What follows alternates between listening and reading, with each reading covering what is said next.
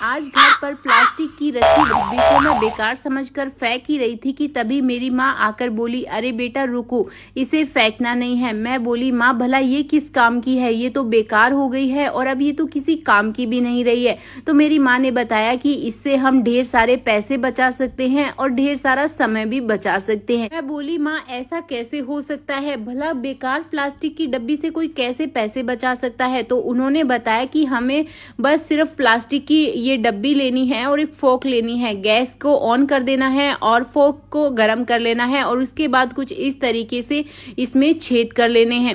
मैं काफी ज्यादा कंफ्यूज थी कि मेरी माँ ये कर क्या रही है, क्योंकि मुझे समझ में भी नहीं आ रहा था। लेकिन उन्होंने मुझे थोड़ा लालच भी दे दिया कि इससे हमारा समय भी बचेगा और पैसे भी बचेंगे। तो मैंने सोचा कि क्यों ना माँ की बात सुन ली जाए, माँ जो कहती है वो सही तो होता है हमेशा। इस तरीके से मेरी माँ के पास में 3 डब्बियां रखी थी, उनको एक एक करके उन्होंने उसमें छेद करना शुरू कर दिया और ये गरम प्लास्टिक में बड़े ही आसानी से छेद हो रहे थे। लेकिन अभी भी मुझे समझ में नहीं आ रहा था कि क्या हो रहा है। तो दोस्तों, क्या आपको समझ में आ रहा है? फटाफट से कमेंट कर दीजिए और साथ ही साथ ये कमेंट करके जरूर बताना कि आप ये वीडियो कहाँ से देख रहे हैं, ताकि हम आपका थैंक्स कर सके। पिछला थैंक्स जाता है रूबीना जी को झारखंड से और सुनीता जी को दुबई से। कुछ इस तरीके से तीनों डब्बी में अच्छे से मेरी माँ ने छेद कर दिया। उसके बाद मैंने पूछा कि अरे माँ, अब इनको क्या करना है। तो उन्होंने बोला कि इन तीनों डब्बियों को पहले हमें एक एक करके खोल लेना है। मैंने कहा कि अब इनका क्या इस्तेमाल करना है। उन्होंने बोला कि इसका बहुत ही अच्छे तरीके से इस्तेमाल होगा। एक बार तुम इस तरीके से इस्तेमाल कर लोगी तो कभी भी प्लास्टिक की ये जो डब्बियां होती है ना, उनको नहीं फेंकोगी। मैंने कहा, अरे ये क्या, अब आप इसमें नमक क्यों डाल रही हो? और तो फिर मेरी माँ ने बताया कि हाँ, अब हमें तीनों डब्बियों में एक एक करके नमक डालना है। मैंने कहा, भला नमक कौन डालता है, ऐसे तो हमारा नमक भी वेस्ट हो जाएगा। तो मेरी माँ ने बताया कि नहीं बेटा, ये वेस्ट नहीं होगा, बल्कि इसकी हम एक बहुत ही कमाल की टिप बताने वाले हैं।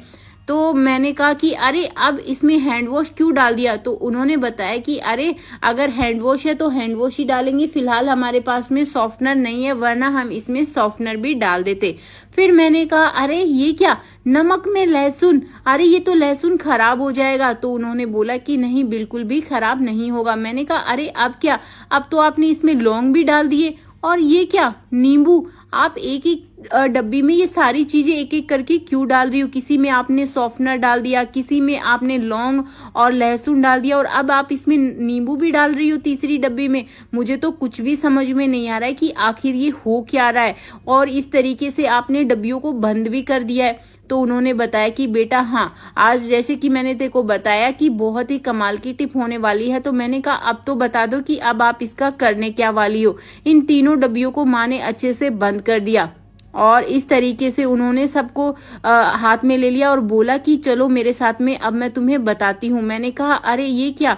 तो उन्होंने बताया कि लौंग और इसमें मैंने लहसुन डाला था।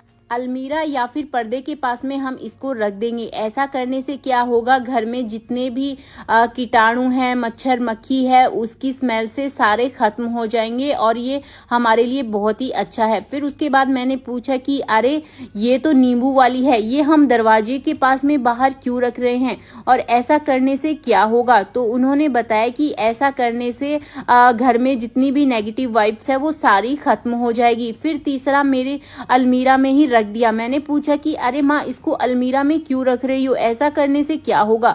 तो उन्होंने बताया कि इसकी फ्रेग्रेंस हमारे जो कपड़ों में है वो चली जाएगी और कपड़ों से बैड स्मेल बिल्कुल भी नहीं आएगी। तो मैंने मेरी माँ को ये बोला कि अरे वाह, आपने तो सच में पैसे बचा दिए। तो आप लोगों को दोस्तों ये टिप कैसी लगी, फटाफट से कमेंट